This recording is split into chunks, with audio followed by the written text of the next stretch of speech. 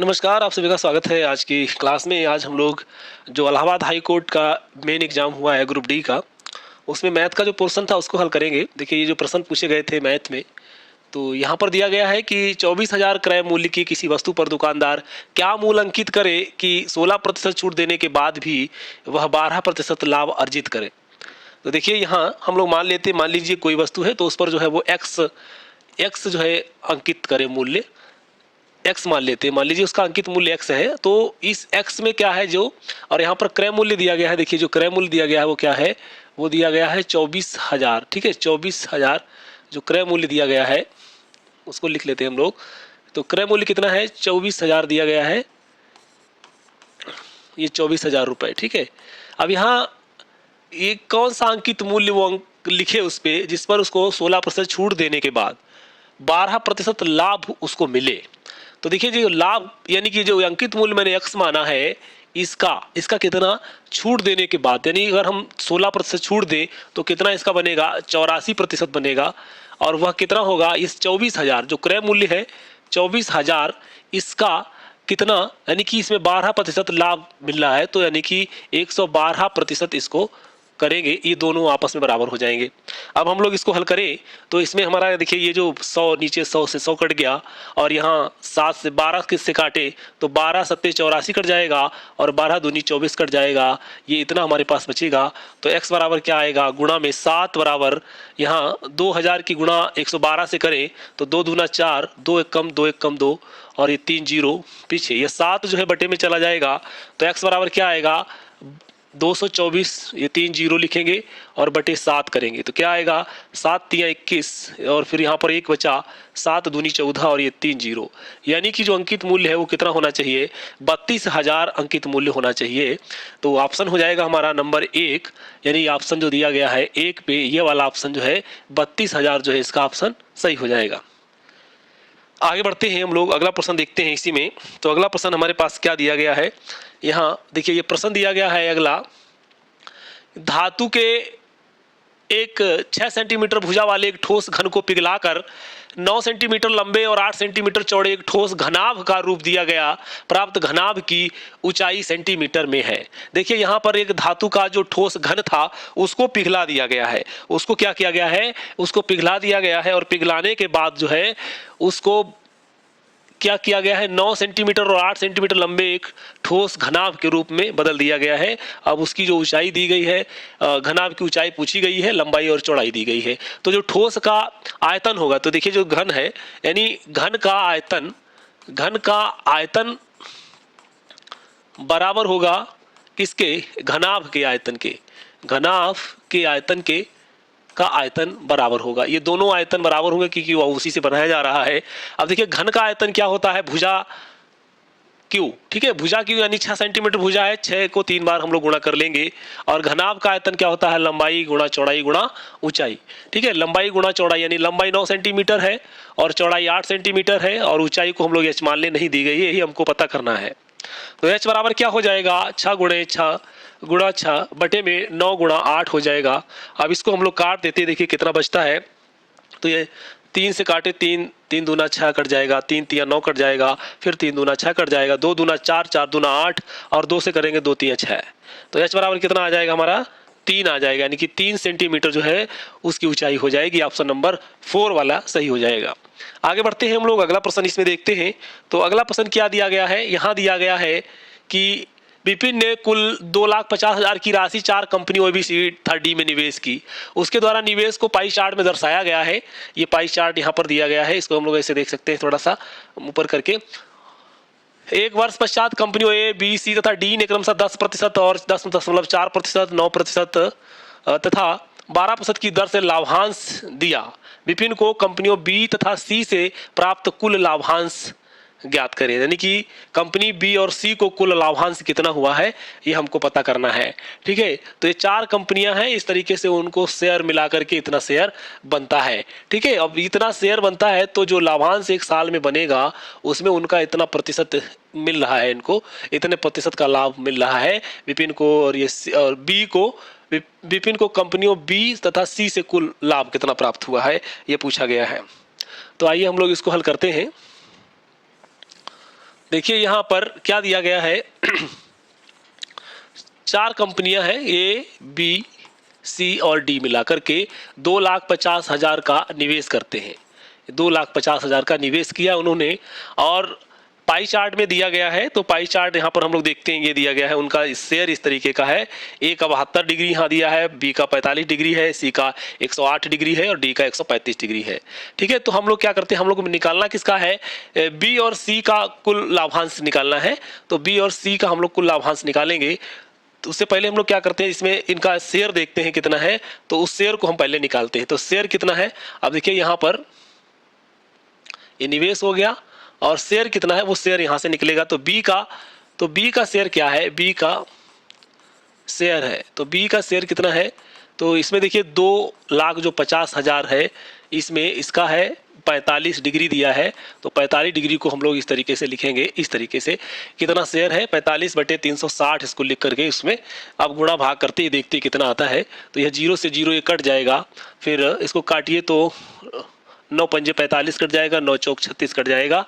अब 4 से काटते हैं तो 4 पंजे 20 और 4 पंजे ये 20 हो जाएगा, 4 छंग 24 हो जाएगा, एक बचेगा। तो 4 दूना 8 और ये फिर 2 बचेगा, 4 पंजे 20, ये कट जाएगा। ठीक है, तो कितना बचा है, ये हमारे पास इतना, यानी कि 4 छंग 24 और एक बचा है, ठीक 2 जीरो यानी कि थे इसमें ना, एक ही बचा है, हाँ ठीक है 2 जीरो। यहाँ गुणे में 5 उधर है, तो 5 पचम 25 का 5 हासिल लगा 2, 5 दूना 10, 2 12 का 2 हासिल 1, 5 छक्का 30 और 1 31, इतना रुपया इसका आया बी का। ऐसे ही हम लोग क्या करते हैं, सी का शेयर निकालते हैं। तो सी का शेयर कितना होगा, सी का शेयर कितना है 2,50,000 में इसका शेयर जो है वो कितना है 108 डिग्री दिया गया है पाई चार्ट में। ये इस तरीके से हम लोग करेंगे, तो इसको काटेंगे तो ये कट जाएगा 1 जीरो, और इसको देखिए 12 से कटते 12 तिया 36 और 12 नेमा 108 कट गया। ठीक है, इस तरीके से कट गया, 3 तिया 9 कट गया, ऊपर 3 बचा है, तो 25 तिया 75 हो जा रहा है, और यहाँ पर 3 जीरो हमारे पास बचे हैं। 75,000 आया इसका जो है, यानी कि 75,000 आया सी का शेयर और बी का शेयर हमारे पास आ गया। चूंकि उनको बी को लाभ कितना हो रहा है 10.4 और सी को 9, तो हम लोग इसमें निकाल लेते हैं, यानी कि 31 का हम लोग कितना निकाल लें 10.4% निकाल लें, और 75 का कितना निकाल लें 9% निकाल लें। तो 75 का देखिए इसको 9% निकालते हैं तो कितना आएगा, ये 9% माने कि ये इस तरीके से हो जाएगा, 2 जीरो इसके कट जाएंगे।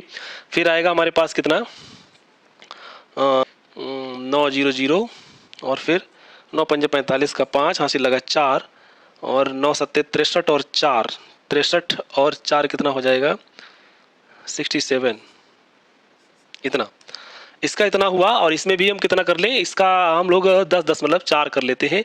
तो 31 का यानी कि 10.4 करते हैं तो कितना आएगा, देखिए 31,250 लिखा है, 31,250 में हम लोग क्या करते हैं, 31,250 में 10.4% निकालते हैं। कितना निकालते हैं 31,250 में 10.4% निकालेंगे, तब हमारे पास कितना बचेगा, हमारे पास आएगा यहाँ पर 10 से इसको 10.4% इसका निकालते हैं, तब आएगा 3250 आएगा यहाँ पर, ये 3250 आएगा। इसको करिएगा 3250 हम लोग इसमें जोड़ देते हैं तो कितना आएगा, ये 0 0 5 5 10 का 0 हासिल लगा 1, तो ये 10 का 0 हासिल लगा 1, ये हो जाएगा 7 3 10, यानी कि ये 10,000 हो जाएगा। कितना हो जाएगा 10,000 हो जाएगा। ऑप्शन यहाँ पर दिया गया है हमारे पास आंसर में 10,000, ऑप्शन नंबर 1 इसका जो है सही हो जाएगा। आगे बढ़ते हैं हम लोग, अगला प्रश्न देखते हैं इसी प्रकार। अगला प्रश्न दिया गया है कि एक रेलगाड़ी ने कुछ दूरी 140 किलोमीटर प्रति घंटा की गति से 45 मिनट में तय की। यदि रेलगाड़ी की गति 10 किलोमीटर प्रति घंटा बढ़ा दी जाए तो उस दूरी को तय करने में कितना समय कम लगेगा। इस तरह पूछा गया है कि कितना समय जो है वो कम लगेगा। अभी देखिए जो 140 किलोमीटर प्रति घंटा की गति है उसको किसी दूरी को तय करता है तो वह कितने देर में तय करता है, 45 मिनट में। ठीक है, तो 45 मिनट में तय करता है। देखिए यहाँ हम लोग क्या करते हैं, इधर हम लोग यहाँ चाल देखते हैं, चाल कितना दिया है चाल, और इधर हम लोग समय निकालते हैं, समय दिया गया है। ठीक, तो चाल दी गई है 140, फिर कितना समय लगता है इसको 45 मिनट लगते हैं। अब इसकी चाल हो जाएगी कितनी 150 हो जाएगी, और समय कितना हो जाएगा, समय फिर कम लगना चाहिए। तो इसका जो है कितना होना चाहिए, देखिए इसमें जो अनुपात दिया गया है उसका उल्टा अनुपात इसमें है। ठीक है, तो उल्टा अनुपात का मतलब ये है कि इसको हम लोग इस तरीके से लिखेंगे, ये उल्टा अनुपात है। अब यहाँ पर क्या दिया गया है, देखिए यहाँ क्या हो जाएगा 140, यानी कि 140 और उसके बाद में 150, फिर डबल समानुपात क्या हो जाएगा, यहाँ उल्टा है तो यहाँ पर क्या हो जाएगा यहाँ पर हो जाएगा x अनुपात 1:45 इस तरीके से। अब x का चूंकि मान निकालना है, इसको हम लोग गुणा करते हैं तो x बराबर क्या आ जाएगा 140 गुणे 45 और बटे में 150 इतना हो जाएगा। अब इसको हम लोग काटते हैं तो कितना आएगा, देखिए 15 तिया 45 कट जाता है तो ये 14 तिया कितना आता है 42 आ जाएगा। ठीक है, 14 तिया 42 आ जाएगा और 14 तिया 42 में 45 मिनट पहले लगता था, अब कितना आ गया यानी कि 42 मिनट आ गया है। तो 45 माइनस 42 कितना हो जाएगा, 3 मिनट का अंतर आएगा, यानी कि 3 मिनट जो है वो क्या है कम लगेंगे। ठीक है, 3 मिनट इसमें कम लगेंगे। ऑप्शन नंबर 4 जो है सही हो जाएगा। आगे बढ़ते हैं हम लोग, अगला प्रश्न देखते हैं इसमें क्या दिया गया है। तो अगला प्रश्न क्या दिया गया है, सीमा प्रश्न है। एक बर्तन में दूध तथा पानी का 75 लीटर मिश्रण था। दूध तथा पानी में 13:2 का अनुपात था। इसमें से 15 लीटर मिश्रण में निकाल कर बेच दिया गया। बाद में शेष मिश्रण में 5 लीटर पानी डाल दिया गया। प्राप्त मिश्रण में दूध तथा पानी में क्या अनुपात है। अब अनुपात पूछा गया है, तो अनुपात जब पूछा गया है तो हम लोग इसको करते हैं। देखिए क्या आएगा, पहले दूध और पानी का मिश्रण है, तो ये मिश्रण से संबंधित प्रश्न है। देखिए दूध और पानी, तो एक तरफ ये हमारे पास क्या है दूध है, यानी कि दूध और प्लस पानी है। ठीक है, पानी इसको मिलाकर के कितना लीटर बनता है, 75 लीटर बनता है। ठीक है, 75 लीटर बन रहा है।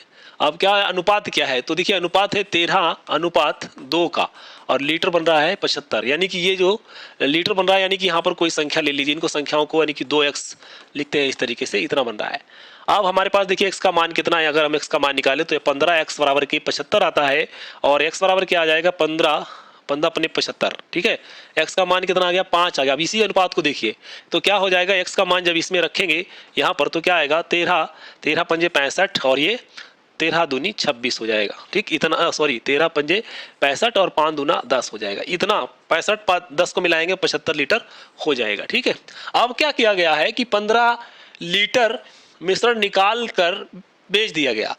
ठीक है, 15 लीटर इसमें से क्या किया गया, निकाल के बेच दिया गया। अब कह रहे हैं कि निकालने के बाद शेष मिश्रण में क्या किया, 5 लीटर पानी मिला दिया गया, 5 लीटर पानी उसमें मिला दिया गया। अब इसमें देखिए इसको क्या करते हैं हम लोग, इसमें से 15 यानी जो 75 था उसमें से 15 लीटर बेच दिया गया, तो क्या बचा हमारे पास 60 लीटर बचा है। ठीक है, 60 लीटर बचा है। अब अनुपात हमारे पास वही वाला, अब हमको ये पता नहीं है इसमें से कि इसमें क्या है। ठीक है, अनुपात यहाँ पर क्या हो जाएगा 13x + 2x इतना ही रहेगा। इसमें देखिए इसको हम नहीं लेते, अभी यहाँ पर कम कर दिया 15 लीटर, तो अनुपात तो वही रहेगा। अब जब अनुपात रहेगा तो हम लोग यहाँ पर x का मान निकालते हैं, तो इसमें क्या आएगा, ये भी 15x आएगा, 15x बराबर 60 आएगा। ठीक, अब 15 का मान यानी x का मान कितना 15 चक्कू 60 आ जाएगा। अब x का मान 4 आ गया, तो 4 के हिसाब से 13 चक्कू 52 हो जाएगा और प्लस 13 दूनी 26 हो जाएगा। सॉरी 13 चक्कू 52 और 4 दूना 8 हो जाएगा। ये हमारे पास जो है 60 लीटर पानी मतलब पूरा टोटल आ जाएगा। लेकिन किया क्या गया है कि इसमें जो है ना 5 लीटर पानी मिला दिया गया। 5 लीटर पानी इसमें मिला देंगे आप, तब कितना हो जाएगा, ये 52 हो जाएगा और ये 13 हो जाएगा, इतना हो गया है ना। तो इनमें अनुपात पूछा गया है, तो 52/13 यानी कि 13 कम 13 13 चक्कू 52 आ जाएगा। तो अनुपात क्या आएगा 4:1 का अनुपात आ जाएगा। ऑप्शन नंबर हमारा कितना हो जाएगा 1 वाला सही हो जाएगा, 4:1 का अनुपात हो जाएगा। आगे बढ़ते हैं हम लोग, अगला प्रश्न देखते हैं। तो अगला प्रश्न क्या है हमारे पास, ये प्रश्न है कि के किस मान के लिए 5 अंकों की संख्या 75 50 के 8 से विभाज्य है। अब देखिए 8 से विभाज्य है, इनका मान दिया गया है, कितना दिया गया है कि 74 50 दिया गया है, 74 50 के दिया गया है। अब के का मान क्या होगा, यहाँ पर संख्या क्या दी गई है 74 50 के दिया गया है। ठीक, यहाँ पर के का मान क्या होगी 8 से विभाज्य हो जाए। अब देखिए 8 से पहले यहाँ पर देखिए, यहाँ पर हम लोग 4 दिया है, इसको रख के चाहे देख सकते हैं, और यहाँ पर 0 दिया गया है, ये यहाँ 0। ठीक है, अगर हम लोग 0 रखते हैं तो 0 रख के देखते हैं तो कितना आता है 74 50 0 0। अब 8 से विभाजित करते हैं तो कितना आएगा 8 नेम 72, 2 बचेगा और 2 8 दूनी 16 8 3 24, 1 बचेगा, 8 1 8 हो जाएगा और फिर कितना हो जाएगा 2 बचेगा, 8 20 हो जाएगा, तब नहीं कटेगा। अब उससे छोटा 2 है तो 2 रख देते हैं, 8 यहाँ कितना बचा था 2, यानी कि 8 दूना 22 हो जाएगा, तो भी नहीं कटेगा। 4 रख के देखते हैं इसको। ठीक है, 4 रख दिया मैंने। अब 4 रख के देखेंगे ना, तब क्या आएगा हमारे पास, 8 से करेंगे इसको, 8 नेम 72 हो जाएगा और 2 बचेगा, 8 3 24 हो जाएगा, 1 बचेगा और फिर 10 हो जाता है यहाँ पर, तो 8 8 1 8 हो जाएगा, 2 बचेगा, 8 3 24 हो जाएगा, कट जाएगा, यानी कि इसका मान जो है 4 यहाँ पर रख दे के का मान, तब हमारे पास जो है इसका मान आ जाता है, यानी कि इसका ऑप्शन नंबर ए वाला 4 जो है आंसर जिसमें दिया है वो सही हो जाएगा। आगे बढ़ते हैं हम लोग, अगला प्रश्न देखते हैं। देखिए आदित्य अपने, अब मान लो हम लोग मान लेते क्या, मासिक उसकी जो मासिक आय है वो कितनी है, x रुपया है, ठीक है, उसका मासिक जो वेतन है वो x रुपए है। अब देखिए इस x रुपए यानी कि आदित्य अपने मासिक वेतन का 1/5 भाग, अब इसका क्या करता है वो 1/5 भाग जो है वो घर के खर्च में व्यय करता है, ठीक है। घर के खर्च में व्यय करने के बाद उसका शेष क्या बचता है, तो शेष इसमें से हम x में से घटा दें तो यहाँ 5x माइनस का x/5 बराबर कितना, यहाँ बचेगा 4x/5, ठीक, इतना बचा है। अब इसमें इसका 3/8 इसका क्या करता है, इसका जो है वो 3/8 क्या करता है अपनी मतलब इसमें हम लोग क्या करें 3/8 यानी कि 4x/5 का 3/8 भाग जो है वो क्या करता है घरेलू खर्च पर। और अभी भी शेष यानी कि अभी शेष क्या है 4x-5 में से इसको घटाएंगे तो हमारे पास क्या आएगा, तो यह आएगा यहाँ पर 40 हो जाएगा, ये 8 पंजे 40 और ये कितना है 8, तो 8 चक्कू 32, x माइनस का 12x बराबर कितना हो जाएगा, 12x घटा देंगे तो 20x हो जाएगा, 20x बटे में 40 हो जाएगा और 40 यानी कि x बटा अब 2 बचा है इसके पास, ठीक है, x बटा हमारे पास 2 बचा है। यहां तक हम लोग आ गए हैं शेष वाले के पास में। अब 1/3 भाग यानी कि इसका 1/3 भाग जो है वो बच्चों की शिक्षा पर व्यय करता है। अब भी वह शेष का आधा, अब इसमें से शेष यानी कि 1/2 में से इसको घटा दें तो हमारे पास क्या बचेगा, यहाँ पर 6 एलसीएम हो जाएगा तो 3x माइनस का 2x ना 1x बराबर का 2x/6 यानी कि x/3 आ गया, ठीक है। इसमें यानी 1/3 बच्चों की शिक्षा पर अभी भी शेष का, अभी शेष आया x/3। अब इसमें क्या करता है इसका आधा अपने माता पिता को दे देता है, कितना, इसका आधा। अब इसमें देखिए इसका आधा जो है यानी कि x/3 का आधा 1/2 इसमें कर दे, वो अपने माता पिता को दे देता है और हमारे पास जो बचता है वो क्या बचता है 14,000, इसमें शेष बचता है 14,000 रुपए, इतना बचा है। तो यहाँ पर एलसीएम हमारे पास 6 हो जाएगा और यहाँ पर 2x माइनस का x बराबर 14,000 ये होगा। अब देखिए यहाँ से कटेगा तो x बचेगा तो 6 से गुणा हो गई, 14 से 6 में करेंगे गुणा तो 6 चौक 24 का 4 हासिल, 2 6 6 और 2 8 हो जाएगा। यानी कि उसकी मासिक जो आय है वो कितनी है, यानी कि वेतन जो है वो 84,000 रुपए है। ऑप्शन नंबर हमारा क्या हो जाएगा, ऑप्शन नंबर हो जाएगा 84,000, बी वाला ऑप्शन सही हो जाएगा। आगे बढ़ते हैं हम लोग, अगला प्रश्न देखते हैं। तो अगला प्रश्न क्या दिया गया है यहाँ, अगला प्रश्न ये दिया गया है कि एक साधारण ब्याज की किसी दर पर, ये जो राशि दी गई है साधारण ब्याज की किसी दर से 12,000 की राशि 5 वर्ष में 17,400 हो जाती है, 3 वर्ष में किस राशि पर उसी दर से साधारण ब्याज जो है 14,40,50 हो जाएगा, इतना पूछा गया है। इसको हम लोग कैसे हल करते हैं, देखिए ये भी हमारे पास जो प्रश्न है ये बड़ा अच्छा ही प्रश्न पूछा गया था। अब देखिए यहाँ जो साधारण ब्याज है हमारे पास ये वाला साधारण ब्याज, तो इसमें देखिए जो मूलधन था 12,000 रुपए 5 वर्ष में इतना हो जाता है, तो ब्याज क्या होगा, तो ब्याज इसमें निकालते हैं तो ब्याज का सूत्र हमारे पास क्या होता है, मूलधन 12,000 गुणे दर नहीं पता है और समय दिया गया है 5 वर्ष, तो ये हमारे पास बटे में 100 आएगा। ब्याज देखिए हमारे पास 12,000 तो मूलधन था और 17,400 हो गया, तो 17,400 में से हम लोग क्या करते हैं 12,000 को घटा देते हैं, ठीक है। यही हमारे पास क्या हो जाएगा, मूलधन हो जाएगा और ब्याज हो जाएगा, अब ये आर दर हो जाएगी, ये समय हो जाएगा, ये 100 है बटे में, ठीक है। ये 2 जीरो इसके 2 जीरो से कट गए। यहाँ पर 17,400 में से 12,000 घटा देंगे तो हमारे पास कितना बचेगा, ये देखिए यहाँ पर 0 0 फिर 4 और 7 में से 2 जाएगा तो 5 बचेगा, यानी कि 5400 आएगा। और इधर 12 जीरो कट गए 2, ये आर बचा है, यहाँ पर 5 बचा है, ठीक है, इतना बचा है। तो 1 जीरो से 1 जीरो यहाँ कट जाएगा। अब इसको काटते हैं, 12 चौक 48, देखिए 12 1 12 और 12 चौक 48 कटता है, 12 चौक 48, ठीक है। तो कितना बचा हमारे पास 48, इसमें से चला जाएगा तो यानी कि 60, 12 पंजे 60, ये पूरा कट गया, यानी कि 45 बराबर आर गुणे 5, इसको भी काटे 5 नेम 45, ठीक। आर हमारे पास कितना आ गया 9% आ गया। ये दर जो है वो कितनी आ गई है 9% आ गई है। अब 9% दर आ गई तो हम लोग कितना पूछा गया है 3 वर्ष में किस राशि पर उसी दर से साधारण ब्याज इतना हो जाएगा 40-50। अब ये 3 वर्ष का हम लोग निकालते हैं तो 3 वर्ष में यानी कि ब्याज दिया है 40-50 बराबर मूलधन कितना है, मूलधन 12,000 है, किस राशि पर, नहीं इस तो दूसरी राशि है, 9% ब्याज है, 3 पे हम लोग को निकालना है 3 साल का, इस तरीके से। तो हम लोग क्या करते हैं, इसको देखिए काटते हैं, 9 से काटते हैं, 9 चौक 36 और 4 बचे हैं तो 9 पंजे 45, ये 4.5 हुआ। अब 3 से काटते हैं तो ये 15 यानी 150 हुआ, 15 × 45, 100 इधर फिर चला जाएगा तो P यानी मूलधन कितना आ जाएगा, 150 में 100 से गुणा करेंगे तो 15,000 हो जाएगा। यानी कि ऑप्शन नंबर जो है हमारा 4 सही हो जाएगा। ये 15,000 जो है राशि होगी जिस पर इतना दर से ब्याज दिया जाए, 3 साल में इतना हो जाएगा। आगे बढ़ते हैं हम लोग, अगला प्रश्न देखते हैं।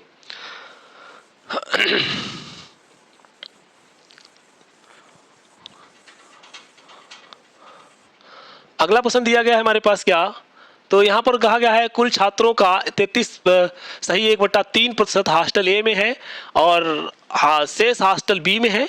यदि हॉस्टल बी से 30 छात्रों को हॉस्टल ए में स्थानांतरित कर दिया जाता है तो हॉस्टल ए में छात्रों की संख्या कुल छात्रों की 50% हो जाती है। यदि हॉस्टल ए से 30 छात्रों को हॉस्टल बी में स्थानांतरित कर दिया जाता है तो हॉस्टल ए में छात्रों की संख्या कुल छात्रों के कितने प्रतिशत होगी। देखिए यहाँ पर पूछा गया है, एक हॉस्टल है तो हॉस्टल ये हॉस्टल है, इसमें कितने हॉस्टल है, देखिए एक ए है और एक बी हॉस्टल है। तो कहा गया है कि कुल छात्रों का 33 सही 1/3% हॉस्टल ए में है। मान लीजिए हॉस्टल में छात्रों की संख्या x है तो यहाँ पर कितनी है 33, यानी कि यहाँ पर बनेगा हमारा कितना 3 × 3 = 100, 100/3% यहाँ, और प्रतिशत का मतलब उसको प्रतिशत में निकालेंगे जब तो बटे में 300 आ जाएगा इतना, ठीक है। अब शेष यानी कि उसने कहा कि शेष जो है वो बी में है तो शेष यानी कि शेष कितना बनेगा, तो x माइनस का 100/300 x इसमें बनेगा तो कितना आएगा, यानी कि 200x बटे में 300 इतना शेष इसमें है, 100/300 इसमें है और 200/300x इसमें है, ठीक, इतना इतना है। अब कह रहा है कि यदि हॉस्टल बी से 30 छात्र को हॉस्टल ए में स्थानांतरित कर दिया जाए, यहाँ से आप 30 छात्र जो है इसमें शिफ्ट कर दीजिए तो यहाँ पर क्या हो जाएगा, तो जो यहाँ पर 100/300 x है इसमें 30 छात्र बढ़ जाएंगे और इधर क्या होगा, ये 200x बटे में 300 है इसमें से 30 छात्र कम हो जाएंगे इतना। अब क्या कहा गया है, ए में छात्रों की संख्या जो होगी तो ए में यानी कि उसमें से जब स्थानांतरित कर देंगे तो ए में छात्रों की संख्या कुल छात्रों की 50% हो जाती है। अब देखिए ये जो संख्या है ये जो 50% के बराबर हो जाएगी, ये किसके बराबर हो जाएगी, ये x बटा यानी कि जो x मैंने टोटल मानी थी यहाँ पर, ठीक है, उसका आधे के बराबर हो जाएगी इतना। फिर कहा गया है कि यानी कुल छात्रों की 50% हो जाएगी। यदि हॉस्टल ए से 30 छात्र हॉस्टल बी में स्थानांतरित कर दिया जाता है तो हॉस्टल ए में छात्रों की संख्या कुल छात्रों के कितने प्रतिशत होगी। आप देखो x का मान निकालते हैं तो देखिए क्या बनेगा, ये तो 2 0 कट गया, 1/3 बचा है तो x/3 + 30 बराबर x/2 है। इसको इधर लाते हैं तो x माइनस का 3x बटे में 2 बराबर, ये हमारे पास 30 है, चलो उधर ले जाते हैं इसको, 30 यही रहने देते हैं और बराबर में x/2 माइनस का x/3 हो जाएगा तो क्या आएगा, 3 यहाँ 3x माइनस का 2x बटे में 6 इतना, और इधर 30 है तो बराबर क्या आएगा x/6 और 6 3 18 यानी कि x का मान आ गया 180। ये संख्या है टोटल, ठीक है, ये संख्या क्या है, टोटल संख्या है हमारे पास 180 और 80 है। तो अभी क्या हो गया, इधर जब इतना तो हम लोग कर लिए हैं हमारे पास संख्या 180 आ गई है, अभी ना भी करें तो भी कोई दिक्कत नहीं है। अब हमारे पास जो मैंने जोड़ दिया था तो हो गया था। अब अगर हम इसमें से क्या करते हैं, इसमें से 30 छात्र निकाल देते हैं और वो तब कहते हैं कि तब कुल संख्या का यानी कुल संख्या कितनी है, तो कुल संख्या यानी कि इसमें कितनी है हमारे पास x है, कुल संख्या कितनी है करते हैं, इसमें से 30 छात्र निकाल देते हैं और वो तब कहते हैं कि तब कुल संख्या का यानी कुल संख्या कितनी है, तो कुल संख्या यानी कि इसमें कितनी है हमारे पास x है, 30 निकल जाएंगे तो यानी कि कुल संख्या का कितना प्रतिशत हो जाएगा, यही पूछा गया है। तो इसमें अब हम लोग देखिए x का मान हम लोग निकाल ही चुके हैं तो कितना निकाले तो 180। अब यहाँ पर 180 बटे क्या हो जाएगा 180 बटे 3 और माइनस 30 बटे 180 और गुणा में 100 हो जाएगा। तो इसको जब हम लोग हम इसको करेंगे तो कितना आएगा हमारे पास, यह 50 बटे 3 आ जाएगा। अब 3 को जब भाग करेंगे तो 3 × 3 2 बचा 20 हुआ, 3 छाक 18, फिर दशमलव लिया 20 हुआ, 3 छाक 18, 3 7 21 करके इसकी कहानी खत्म करते हैं तो ये 16.67 आ जाएगा। ऑप्शन नंबर 4 वाला हमारा सही हो जाएगा 16.67। आगे बढ़ते हैं हम लोग, अगला प्रश्न देखते हैं इसी प्रकार। तो अगला प्रश्न क्या है हमारे पास, चलिए 472 प्राप्त करने के लिए 179.08 तथा 20.17 के योग में क्या जोड़ा जाना चाहिए। तो यहाँ पर देखिए इनको हम लोग जोड़ देते हैं और 400 यानी कि 472 में से 400 72 में से घटा देते हैं, कितना है जोड़, ये हमारे पास 1,790.8 है और एक है 20.17 है, इतना।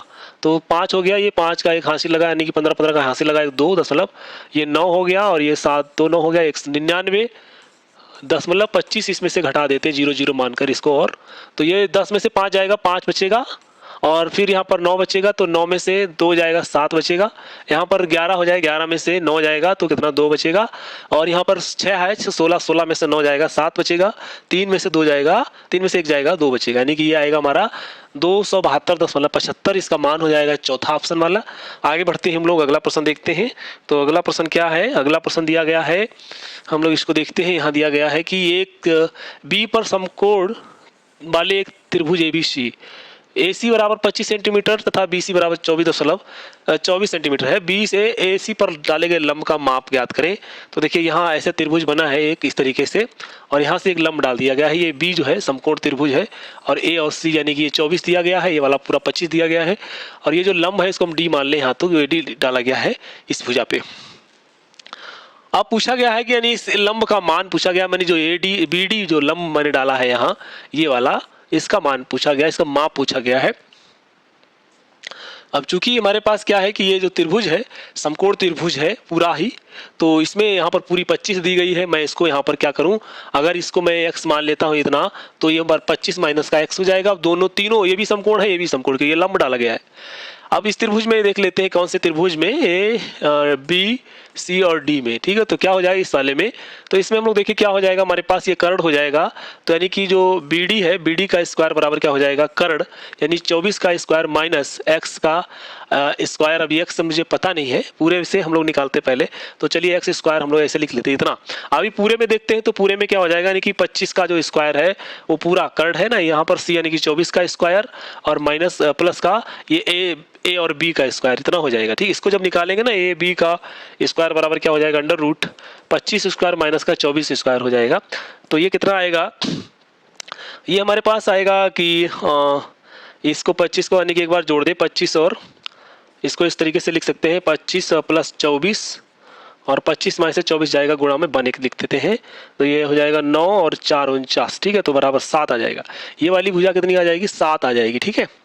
तो ये 7 आ गई हमारे पास इस तरीके से। अब इस वाले त्रिभुज में देखें तो हमारे पास ये जो 7 है ये वाले, तो 7 एक कर्ण हो जाता है इसके लिए, ठीक है। तो इसके लिए जो कर्ण हो जाता है ये वाली भुजा, इसके लिए ये जो कौन सी भुजा है, चलिए इसी वाले में देख लेते हैं, इसमें निकल आएगा हम लोग। अगर इसमें देखें तो चूंकि अब x उसका हम लोग x मान यहाँ पर आ गया, पता नहीं क्या है, और इसमें भी देखें तो हम लोग को निकल जाएगा, क्या हो जाएगा, देखिए दोनों का ये वाला और दोनों का अब बराबर हो जाएगा। तो हम लोग इसमें से 7 निकाल दिए, इसको हम लोग मिटा देते हैं, इसको हम लोग मिटा देते हैं। BD यानी कि हमारे पास इतना आया है, और इस तरीके से इसको निकालेंगे तो क्या आएगा, तो अंडर रूट 7 का स्क्वायर माइनस ये वाला 25 माइनस का x स्क्वायर, ये कुल बचेगा, और बराबर में अंडर रूट 24 स्क्वायर माइनस का x स्क्वायर आएगा। इसका अंडर रूट खत्म कर दीजिए, तो यानी कि 7 7 49, इसको करेंगे तो आप क्या आएंगे, यानी कि 25 है, यानी कि 600, ये 625 हो जाएगा।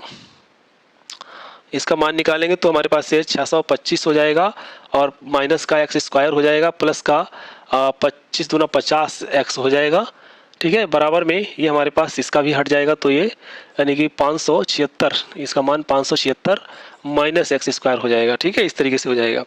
अब ये देखिए x स्क्वायर माइनस का है, दोनों तरफ से कट जाएगा, और इसको अगर हम लोग करेंगे तो 576 माइनस का आ जाएगा, उधर जाएगा तो जुड़ जाएगा। 50x बराबर का ये 576 प्लस 576, इसको जोड़ देंगे तो x बराबर क्या आ जाएगा, ये 6 दूनी 12 का 2 हासिल लगा 1, 7 दूनी 14 15 का 5 हासिल लगा 1, 10 और 11 बटे में 50, इतना।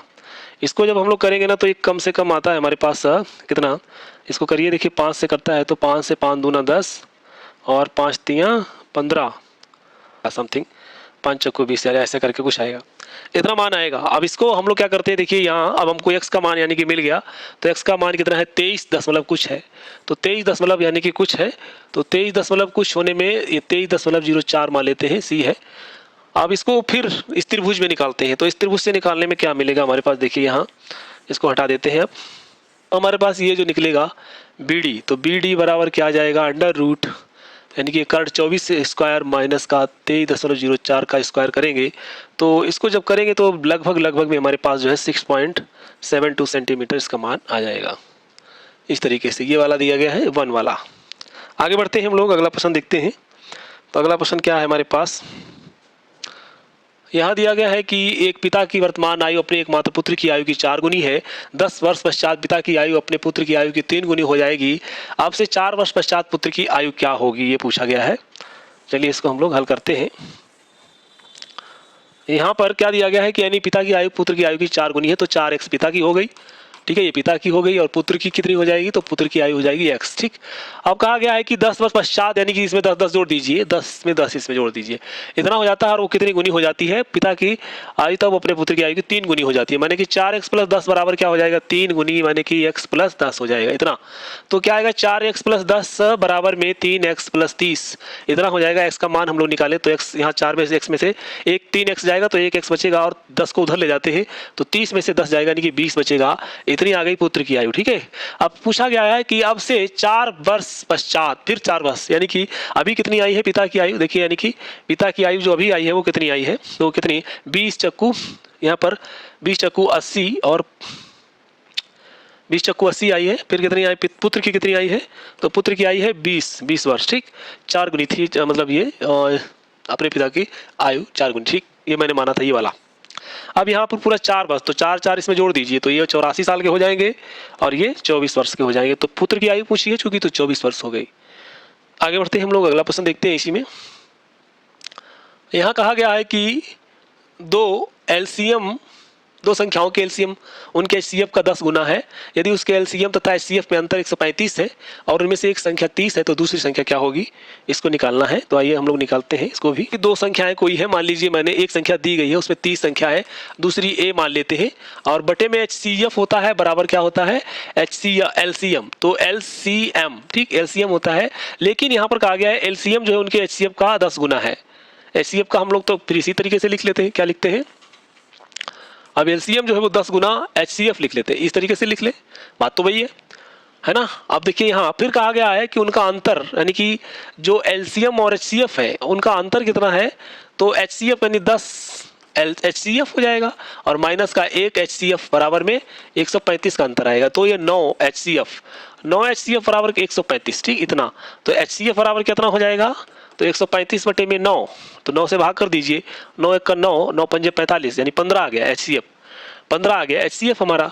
तो 15 जब एचसीएफ आ गया तो यहाँ इसको मान रख दीजिए पूरे में, तो क्या आएगा, 30 गुणा ए बटे में 15 बराबर 15, यानी कि 10 से गुणा करेंगे तो 150, ठीक है, इतना। अब 15 दूना 30, और 2 से इधर चला जाएगा ए, तो कितना, 150 बटे में 2, तो कितना, 75, ये आ गया। यानी कि दूसरी संख्या क्या है, 75 है। ऑप्शन नंबर ए वाला सही हो जाएगा, 75 ये दूसरा है।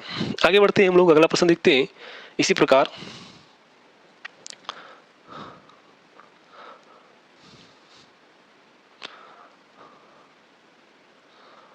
ये वाला, ठीक है, इसको हम लोग मिटाते हैं। यहाँ से 3 sec square 30 minus sine square 30 बटे cosec square 30 45 minus ten 45 minus 10 square 60 का मान ज्ञात करें, ठीक है। इसको मान ज्ञात कर लेते हैं हम लोग। देखिए यहाँ 3 sec square 30 degree minus sine square 30 degree बटे में cosec square 45 degree minus ten 45 degree minus 10 60 degree, इसका मान पूछा है।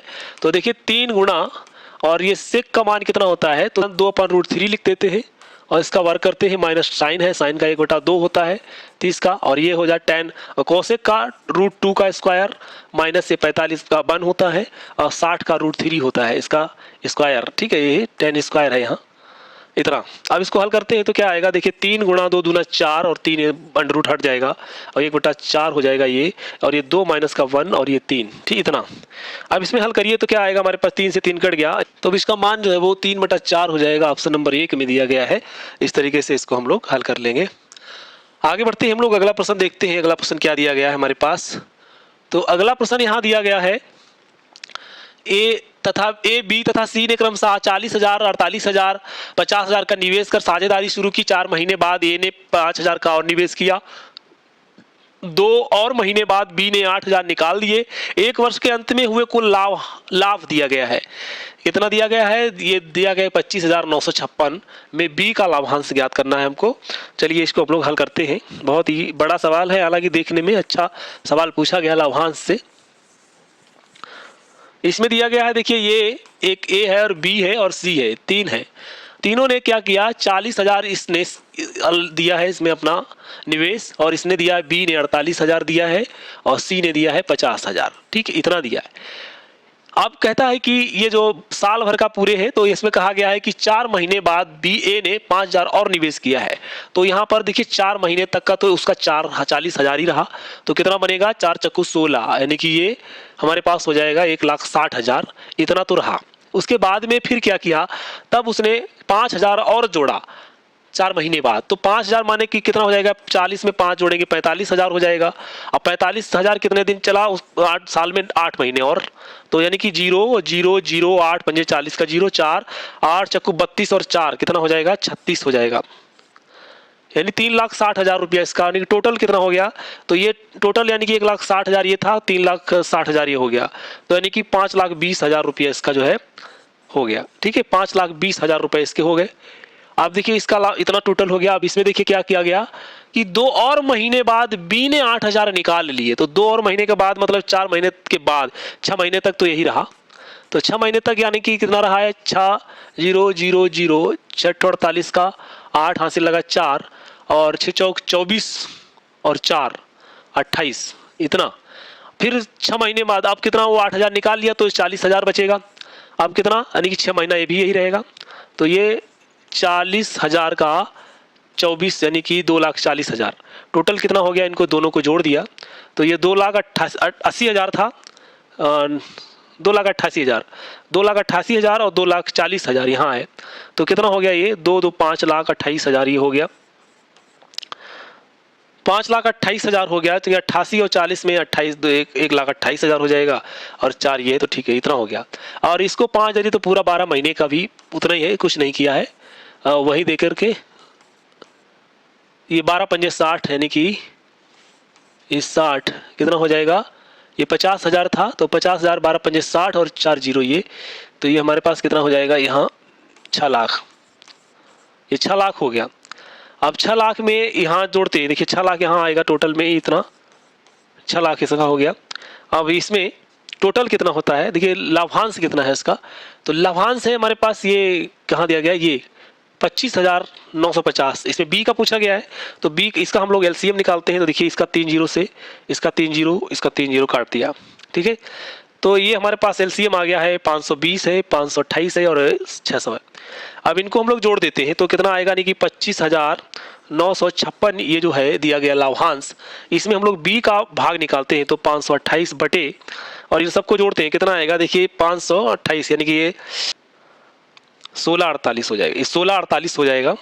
अब इसको हम लोग भाग करेंगे तो जब भाग करेंगे तो हमारे पास जो मान आएगा वो कितना आ जाएगा, इसको हल करिएगा तो 8,316 इसका मान आ जाएगा। इसको जब हल करेंगे यानी कि ऑप्शन नंबर जो है 4 वाला इसका सही हो जाएगा। बी का जो लाभांश है वो 8,316 हो जाएगा। आगे बढ़ते हैं हम लोग, अगला प्रश्न देखते हैं।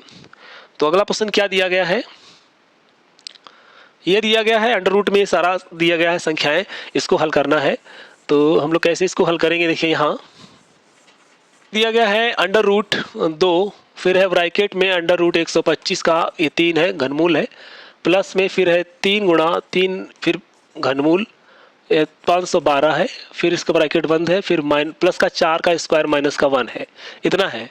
तो देखिए इसमें जो हमारे पास दिया गया है ये 2 और यहाँ पर 125 का घनमूल हो जाएगा 5, ऐसे ही 3 गुणा में ये और एक 508 का घनमूल हो जाएगा 8, फिर ये 4 चक्कू 16 कर देते हैं, माइनस का 1 कर देते हैं, तब क्या आएगा हमारे पास, ये 10 आएगा, ये 8 या 24 आएगा, प्लस 16 है और माइनस का 1 है। अब देखिए इसको जोड़ते हैं तो कितना हो जाता है, 24 और 16 हो जाएगा 40 और ये 10 50 हो जाएगा, माइनस का 1 हो जाएगा, तो यानी कि ये 49 बचेगा और 49 का वर्गमूल कितना है, 7 हो जाएगा। ऑप्शन नंबर 4 वाला इसका सही हो जाएगा, 7। आगे बढ़ते हैं हम लोग, अगला प्रश्न इसमें देखते हैं। इस तरीके से इसको हल करेंगे अभी कि 1,25,000 की राशि पर 2.5 वर्ष का 12% वार्षिक दर से चक्रवृद्धि ब्याज ज्ञात करें जब ब्याज वार्षिक संयोजित हो रहा है। अब इसमें देखिए क्या होता है, देखिए हमारे पास जो मूलधन दिया गया है यानी कि पी दिया गया है वो कितना है 1,25,000, ठीक इतना दिया गया है। और जो दर है वो आर कितना दिया गया है 12% वार्षिक है, वार्षिक, ठीक इस तरीके से दिया गया है। अभी समय कितना दिया गया है एन दिया गया है यानी कि हमारे पास कितना है 2.5 वर्ष है, तो 2 + 6 माह का एक आधा वर्ष लिखते हैं, इस तरीके से वर्ष है, इस तरीके से ये आधा है, ठीक इतना है। अब देखिए चक्रवृद्धि ब्याज का सूत्र चूंकि होता है A = P1 + R/100 और हम इस तरीके से 2 का अलग लिखते हैं और इसका देखिए यहाँ अब R यहाँ पर एक दूसरी अभी इस तरीके से लिखते, चलिए इसको हम लोग n लिखते हैं, यहाँ पर सूत्र है ये इतना n है, ठीक है इस तरीके से लिखा है। चलिए इसको हम क्या करते हैं 1,25,000 है 1 + R पूरे 2 साल का पहले निकालते हैं, तो 2 साल में यानी कि 12 वार्षिक है तो वार्षिक में ब्याज 12 ही रहेगा, यहाँ पर बटे में 100, ये 2 वर्ष का हो गया। अभी आधा वर्ष बचा है तो आधा वर्ष में यानी कि 6 महीना, तो 6 महीना में माने कि जो ब्याज बनेगा वो कितना, इसका छमाही देखिए, इसका छमाही यानी कि आधा निकलेगा यानी कि 6%, ठीक है आधा वर्ष में कितना 6% लगेगा तो 6/100 हो जाएगा ये पूरा इतना। अब इसको हल करते हैं तो 1,25,000 ये 112 गुणा 112 बटे में 100, 2 बार में इसको लिखेंगे 200 बार, 100 को गुणा में 2 बार लिख लेंगे, फिर इसना 106 बटे में 100 आ जाएगा, इतना आ जाएगा। अब देखिए इसका 3 जीरो है तो ये 2 जीरो से 1 जीरो बच गया यहाँ। अब हमारे पास क्या बचता है, देखिए ये काट देते हैं इसको 5 से, 5 दूना 10, तो 5 से काटते हैं तो क्या आएगा यहाँ पर 5 दूना 10 = 25, ये कट गया पूरा। अब 5 से काटे तो 5 दूना 10 ये कट जाएगा और ये 5 25 कट जाएगा, फिर 5 चक्कू 20 कट जाएगा, ठीक है इतना कट गया हमारे पास। अब ये 2 और 4 नीचे आ गया है, 4 से काटते हैं 4 दूना 8 और 4 छंग 24 में कटेगा। चलिए इससे 2 से काटते हैं, 2 से काट देते हैं तो 2 से काटे तो 2 पंजे 10 और 2 तियां 6, ये कट गया 53 आ गया। अभी 4 बचा है तो 4 से हम लोग क्या काट सकते हैं 4 दूना 8 और ये 4 अट्ठे 32 काट सकते, 4 दूना 8 करते हैं 4 अट्ठे 32 कट जाएगा, 4 दूना 8 3 बचेगा 4 अट्ठे 32 हो जाएगा। अब क्या बचेगा 112 गुणा 28 गुणा 53 बचेगा, इसकी गुणा करेंगे तो हमारे पास कितना आएगा तो 1,66,208 आएगा इसका उत्तर।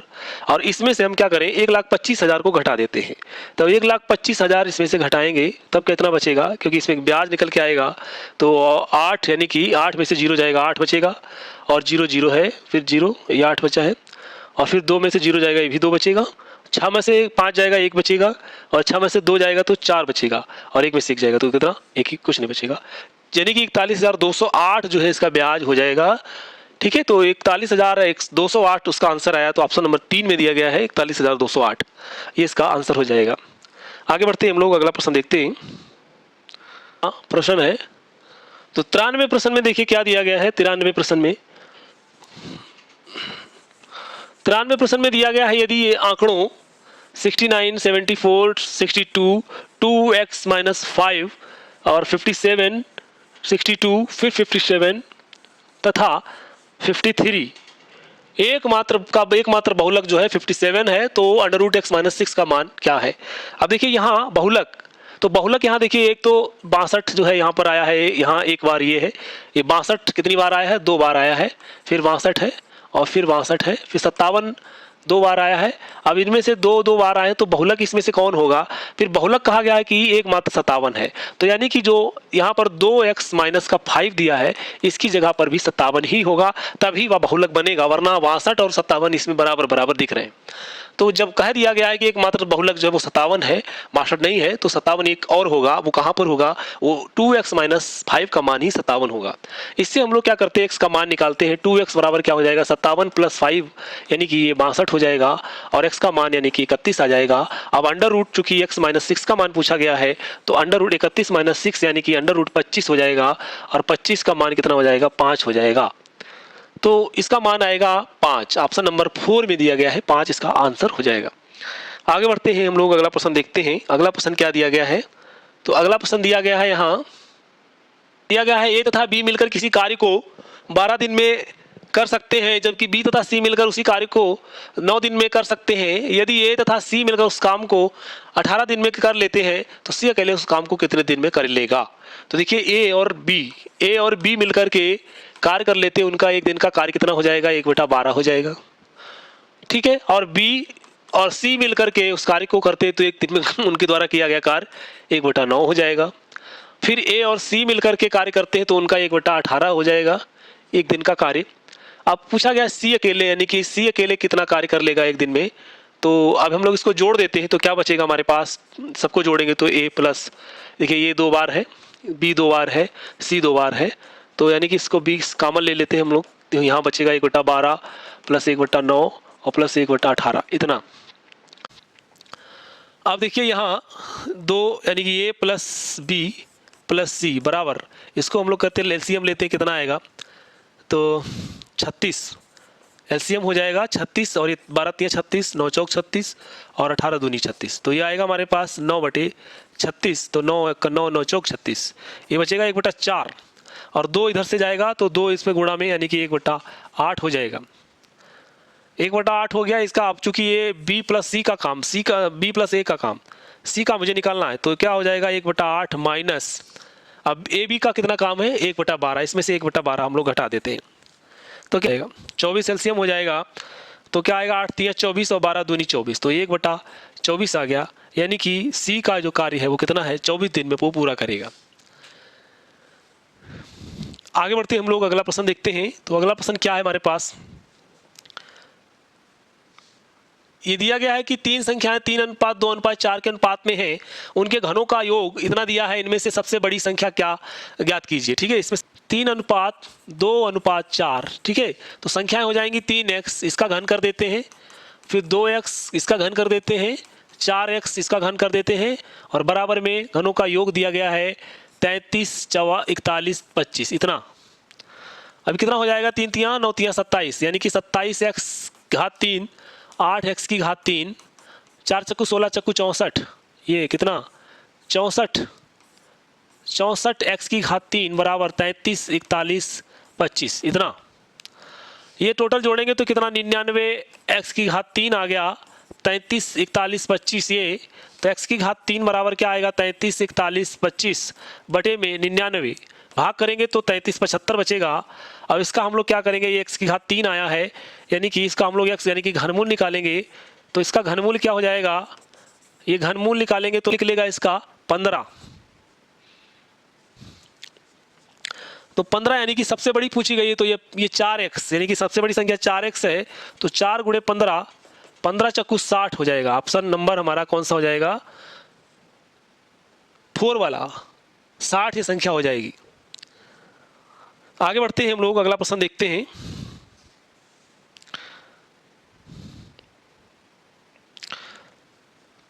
अगला प्रश्न दिया गया है x² + 1/x² बराबर 11, x इज ग्रेटर देन 1, तो x² - 1/x² का मान है। ठीक है, इसको मान को हम लोग निकालते हैं।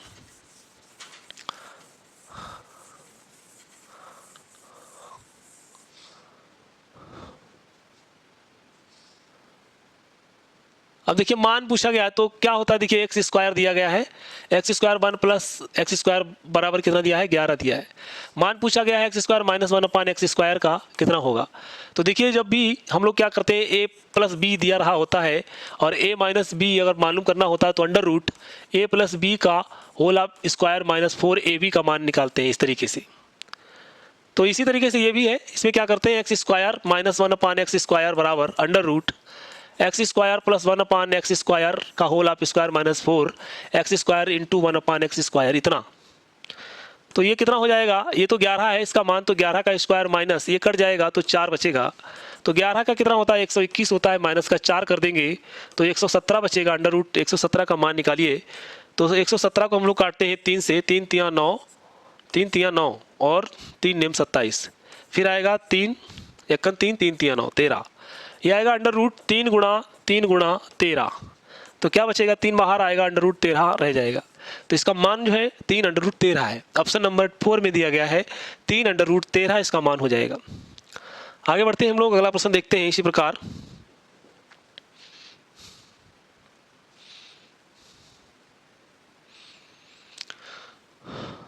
अगला प्रश्न यहाँ दिया गया है 97, तो इसमें पूछा गया है क्या कि संख्याओं x की घात 2 तथा x की घात 4 का व्युत्क्रमों के योग का वर्गमूल पूछा गया है। तो यहाँ पर 3 स्क्वायर और 4 स्क्वायर इसका व्युत्क्रम हो जाएगा इस तरीके से 1/4 स्क्वायर। ठीक, तो ये हो जाएगा 3 3 9 प्लस इनका योग करना है और इनका योग कितना होगा 16 प्लस 9 बटे और 16 और 9 की गुणा करेंगे तो 144 आएगा। ये 25/144 हो जाएगा। इसका वर्गमूल तो कितना 25/144 का वर्गमूल निकालना है तो 5/12 हो जाएगा। कितना आएगा 5/12 हो जाएगा। ऑप्शन नंबर ए वाला सही हो जाएगा, पहला 5/12। आगे बढ़ते हैं हम लोग, अगला प्रश्न इसमें देखते हैं।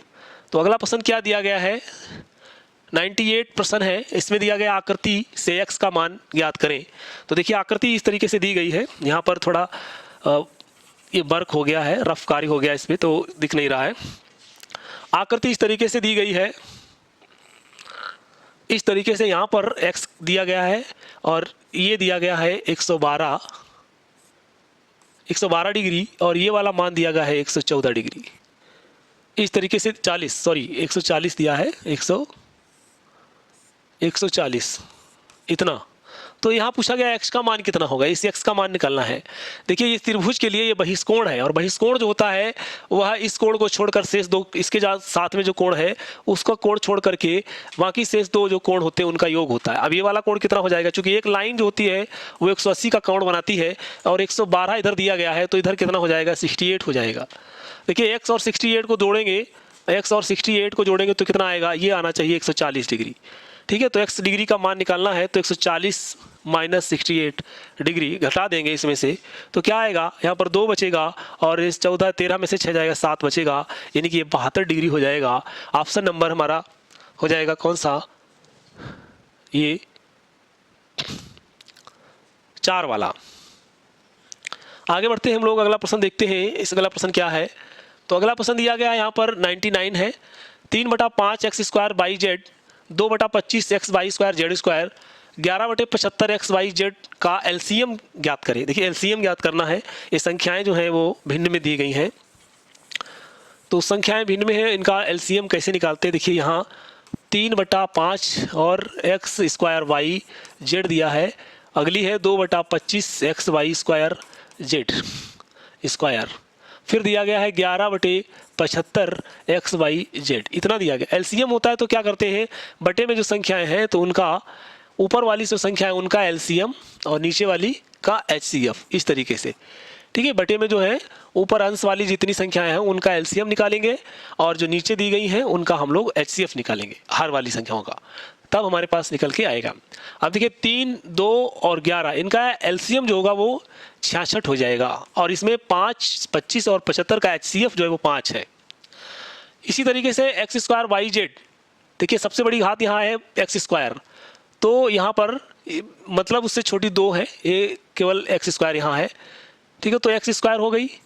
फिर उसके बाद में एलसीएम चूँकि निकालना है और बाई स्क्वायर यानी बाई की बड़ी घात बाई स्क्वायर है और फिर उसके बाद जेड स्क्वायर है, तो ये मान हो जाएगा इतना 66/5 x square y square z square. तो ये दिया गया है ऑप्शन नंबर 2 में 66/5 x square y square z square.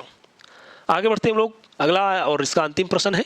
अंतिम प्रश्न है यहाँ पर, कोई वस्तु 16% लाभ पर बेची गई, यदि उसे 20 पर अधिक बेचा गया होता तो लाभ 20% होता, उस वस्तु का क्रय मूल्य क्या है।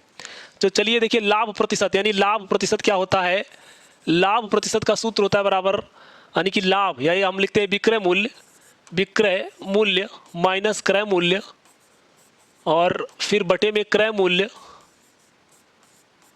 और गुणे में 100, इतना होता है। ठीक, इसी तरीके से देखिए पहले क्या हो गया, 16% लाभ मानी कि 16 बराबर विक्रय मूल्य मान लीजिए ए है, माइनस का बी हम क्रय मूल्य मान लेते हैं, बटे में इसको क्रय और 100 इसको लिखते हैं। ठीक, इतना इस तरीके से हम लोग इसको लिख दिया। अब कहा गया है कि दूसरी कंडीशन क्या है, तो यहाँ पर देखिए ये हमारे पास इतना आया है और इसको हम लोग त्रिशी गुणा करके इसको 16 बी बराबर ए, इसको 100 से गुणा करें तो कितना आएगा यहाँ पर 100 से गुणा कर देंगे तो क्या आएगा 100 ए माइनस का 100 बी, इस तरीके से हो जाएगा। ठीक है, तो इसमें हम लोग क्या करें, हल कर लें इसको। 16 बी बराबर 16 बी है तो इसमें बी को इधर ले आते तो 116 बी हो जाएगा बराबर में 100 ए हो जाएगा। इस तरीके से ये जुड़ जाएगा, इधर आएगा तो अब हमारे पास बी और 16 इतना मान इनका संबंध आ गया। अब दूसरी बात कह रहा है कि बी में कहा गया कि 20% लाभ पर उस वस्तु में अगर 20 रुपये अधिक कर देता आप तो क्या हो जाएगा, 20 बराबर ए में 20 रुपये जोड़ दें, यानी कि ए विक्रय मूल्य हो जाएगा, माइनस का क्रय मूल्य वही रहेगा, और बी गुणे 100, ठीक इतना। अब 100 बी को इधर भेजते हैं तो 20 बी और बराबर 100 से गुणा करते तो 100 ए, और 200 में 20 में 100 से गुणा करेंगे 2000 हो जाएगा, माइनस का यहाँ पर बी कितना, ये 2000 माइनस का 100 बी इतना हो जाएगा। अब देखिए 100 बी की जगह पर 100 ए की जगह पर, अब चूंकि हमें विक्रय मूल्य क्रय मूल्य पता करना है तो बी क्रय मूल्य हम लोगों ने माना है, तो बी यानी कि 20 बी इसको ऐसे रहने दें, ए की जगह पर 100 ए के मान कितना 116 ए है, बी है, और 2000 माइनस का 100 बी, ठीक इतना है, ये 100 बी है। अब देखिए 100 बी ये घट गया है तो 16 बी यानी कि 20 बी इधर, और यहाँ पर 16 बी बचेगा, उसको उधर लाएंगे तो 16 बी इधर कर लेते हैं, और हमारे पास क्या बचेगा इधर 2000 इतना बचा है। तो 16 बी में से 20 बी में से 16 बी जाएगा, 4 बी बचेगा, तो 4 बी बचेगा यानी कि 4 बी बराबर कितना, इधर 2000 है, कितना है 2000, ठीक है 2000 यानी कि बी का मान कितना आ जाएगा, 4 से इसको 4 पंजे यानी कि 500 रुपया आ जाएगा विक्रय मूल्य, यानी क्रय मूल्य क्या आया 500 रुपये है। ऑप्शन नंबर 1 वाला हमारा सही हो जाएगा, ये दिया गया है 1 वाला 500 रुपये। तो इतने ही प्रश्न इसमें पूछे गए थे जो इस प्रकार हल हुए हैं। आप लोगों ने इसको देखा है, अपना प्रश्न पत्र का मिलान कर लें। बहुत बहुत धन्यवाद।